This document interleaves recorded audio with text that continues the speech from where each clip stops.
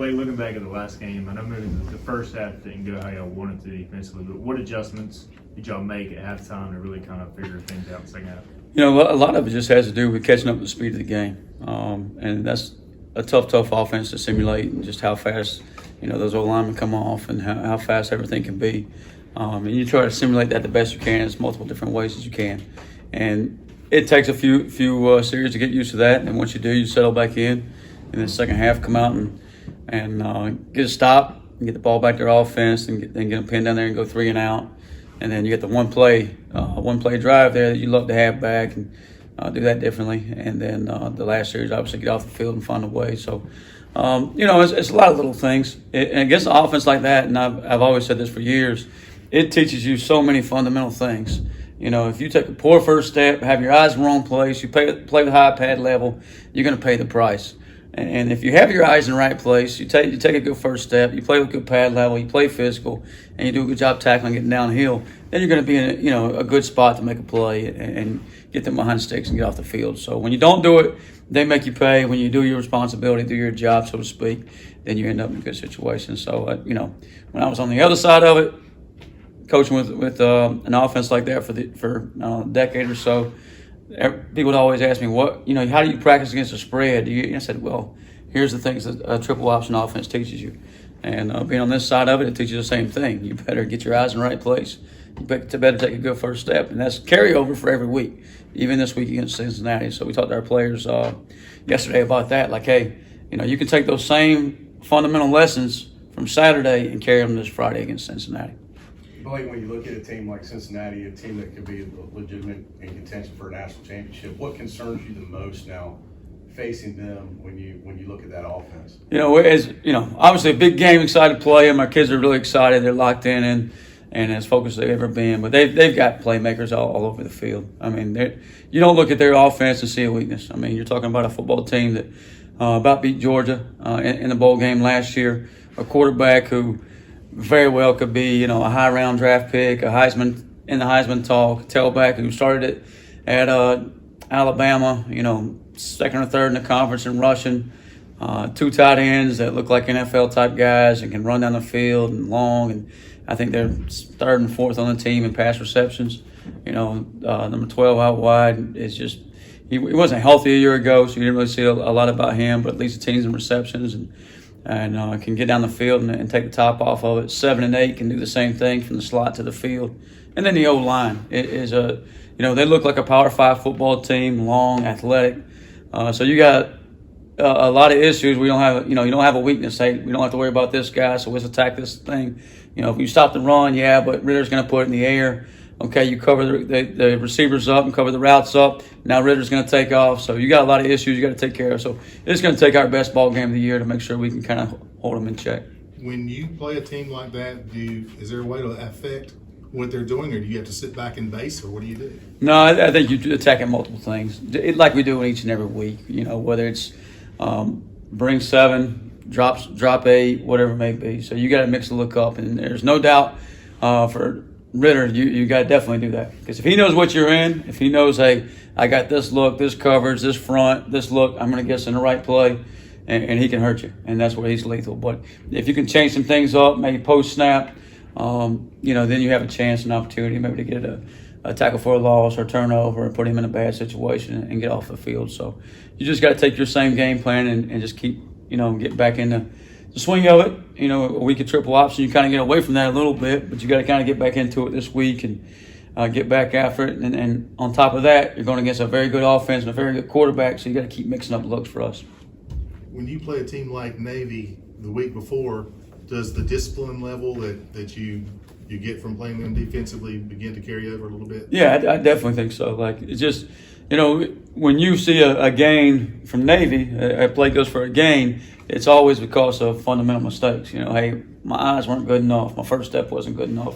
I didn't take a great enough angle, all those type of things. So you can use those same fundamental carryover teaching lessons into a week like Cincinnati. So if, you're playing against a very good opponent, very good players, if I don't have my eyes in the right place, if I take a false step, if I try to see too much, I don't see a little, if I see just my key, I see a lot, and I know what's going to go on and what's going down. So it'll help me, help our players play a little better and be in the right spot and make plays. Good teams always seem to make that play to win a game. You know, Jaquan's forced fumble, I mean, that kind of saved that final drive. And, you know, the 2-point conversion stop, the pick six versus South Florida. Can you kind of feel your defense starting to find that belief that they're going to make that play? Yeah, those kids have a lot of confidence, and they're a good football team and good football players, and they've made plays when it counts. I mean, Marshall, you know, so on and so forth. It's always somebody different too. You know, Tegan Wilt, Jeremy Lewis, so on and so forth.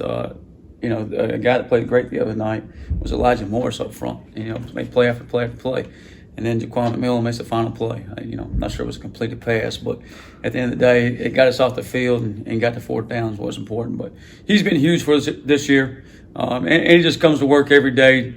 You know, and like Coach Houston said before, he's a team guy. He cares about his teammates. He cares about winning. And that's our defensive guys in a nutshell. They care about each other. They care about winning. They care about our program. They care about our fans. And that's huge. And all they want to do is show up on Friday, play well, and get a W. So that's what's most important to them right now. It's senior day. How do you keep the emotions of your guys who have been here for a long time intact and focused to go play the biggest game of the year? Yeah, we got several seniors playing their last ball game. And, you know, I think for them, and just being around their teammates and playing in a big ball game, you know, they're amped up for it. And it's the biggest game. I think I heard Warren say this in his press conference today. And I've heard Coach Houston say it a few times. It's the biggest game of the year because it's the only one we got this week. And that's how they'll treat it. And I think when that first snap takes place or the ball gets kicked off, it's all, hey, about what I got to do to win the game. What's my job and what should I be doing and what's my responsibility. And they'll play hard and they'll play for each other. And so I'm excited about that. That response kind of goes into them buying into the whole theory and everything that you and Coach Houston and all the coaches have been preaching all year. So that does say a lot for buy-in. They're just these kids, and you know they know what it takes to win ball games, and they're putting every second of the day into winning this week and doing what it takes and playing well and making sure we go out there and play our best football all year. For you, Bruce and Aaron in your room are seniors. You know, what have those guys meant to you? I mean, Aaron's a 6-year guy, Bruce a 5th-year guy. What have those guys meant? A lot. You know, I mean, you're talking about 2 guys that could have walked away from it, could have, you know, both graduated on their 2nd degrees and stuff, and just, you know, to go through what they've been through, and obviously I wasn't here for all of it, but to go through the controversy and, you know, some tough times, it says a lot about them. And I think one of my favorite quotes is tough times don't last, but tough people do. And those 2 kids are tough people because they've been through controversy, they've been through the bad, and it's paid off. You know, now they're seeing the other side of it and all that hard work and all that, you know, hey, I could have went here, I could have done this, this could have happened, I could have just shut it down. And they kept fighting and pushing through, and those 2 are tough guys, and they pushed through, and they're going to see us go to a bowl game, see us, you know, we've got 7 wins, going for number 8 this week. So just really excited about those guys and happy for those young men that have been here that whole time and have been through some tough times and really pushed through. Speaking of bowl game, how big of a deal is it for this program to not just go to a bowl game, but get those extra 21 practices, especially for your younger guys? Yeah, it's huge. It's hard to think about right now because all you think is Cincinnati. But just I think anytime you can get to a bowl and get, you know, younger guys more extra work, it's almost like another spring practice. And we got so many young guys that it's going to benefit for. I mean, Josiah Robinson's one that comes to mind. You know, this will be his 3rd game this week, so the bowl game will be his 4th. We got a couple guys like that, but we just talked about that later in the season, how much better they'll be but from our last game in the season to the bowl game with those practices. So, you know, those guys will make huge improvements. Some of the older guys you probably got to take care of, but we'll cross that bridge when we get there next week. So right now it's all Cincinnati. So what's your sense of this matchup? My sense is they're a dang good football team. We better bring our A game. And, you know, I really think this, like, if we can, every time you see somebody make a mistake against Cincinnati makes them pay. If it's, you know, they bust the coverage. If South Florida busted coverage, they hit the tight end down the middle of the field wide open. Somebody misses a gap. You know, Navy played a great football game against them. And then they I think the 3rd quarter is 13-10 ball game.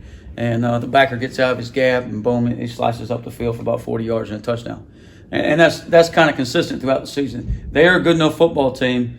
You know, they're very well coached. They're very good players. And if you make a mistake, they're going to make you pay. So we just got to go in the game like, hey, be on our A game. Don't make mistakes. And we can't play scared. We can't play tense. We can't play uptight. We got nothing to lose. Turn it loose. I mean, that's our game plan. You know, it's our plan to win. Is, you know, we got different words for it, but it's turn it loose. So.